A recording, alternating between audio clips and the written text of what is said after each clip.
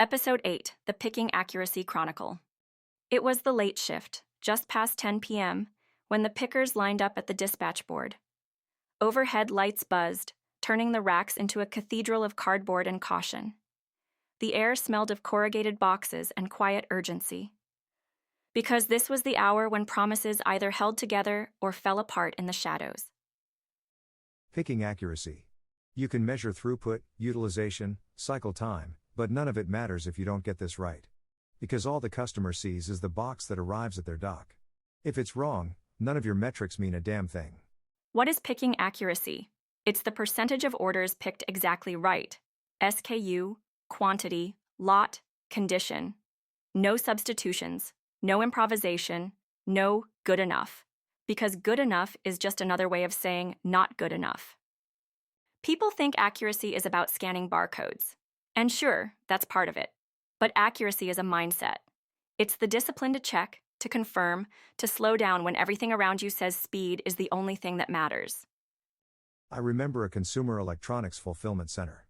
Management was obsessed with lines per hour, targets so high you'd swear they were prepping for the Olympics. They hit the numbers.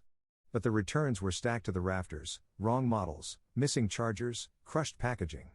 For every dollar they made in speed, they burned two fixing the mess. The warehouse smelled of plastic wrap and quiet despair. Everyone was working harder than ever and nothing was getting better.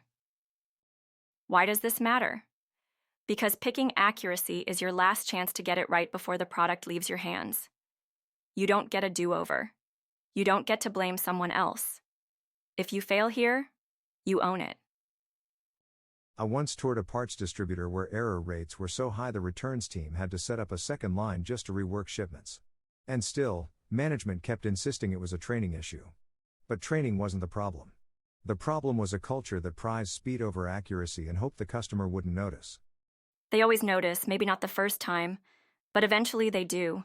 And when they walk away, they don't come back. What's the impact? Start with hard costs, return freight, credits, repicks. But that's just the start. Because every bad shipment chips away at trust. And once trust erodes, so does loyalty. Customers don't write letters when they leave. They just stop ordering. I remember another warehouse. This one handled specialty foods. Gluten-free, organic, all the labels that fetch a premium. The company spent a fortune on branding, but the picking accuracy hovered at 93%. 7% of orders wrong. 7 out of every 100 boxes a reminder that no logo can cover up sloppy execution.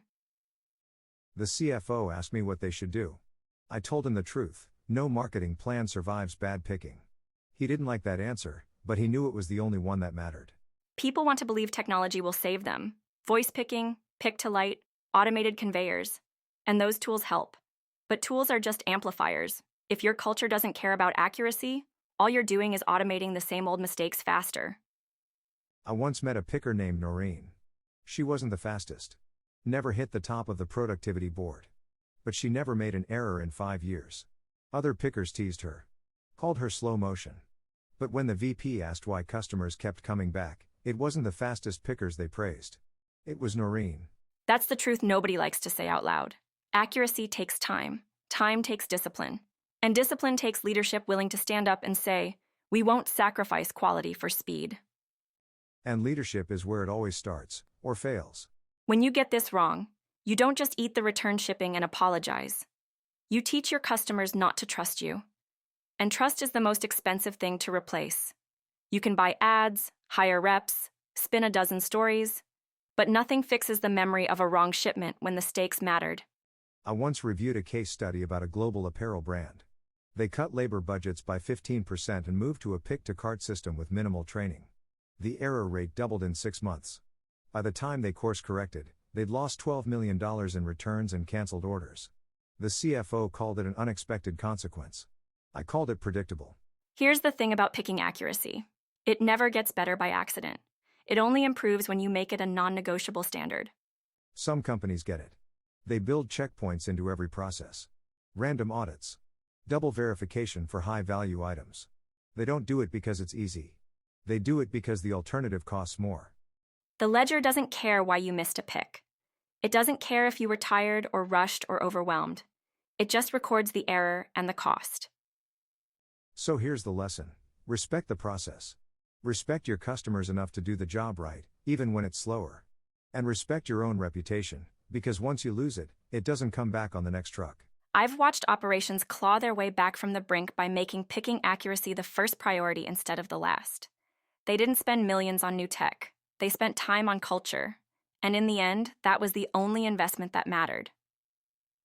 Picking accuracy isn't glamorous. It doesn't get you applause. But it's the quiet contract between you and the people who trust you to deliver. And that contract is worth more than any KPI ever printed. Reflection prompts. 1. What percentage of your orders are verified for accuracy before they leave the building? 2. How does your team handle mistakes? Do they learn or do they hide them? 3. What would change if picking accuracy was the one metric no one was allowed to compromise?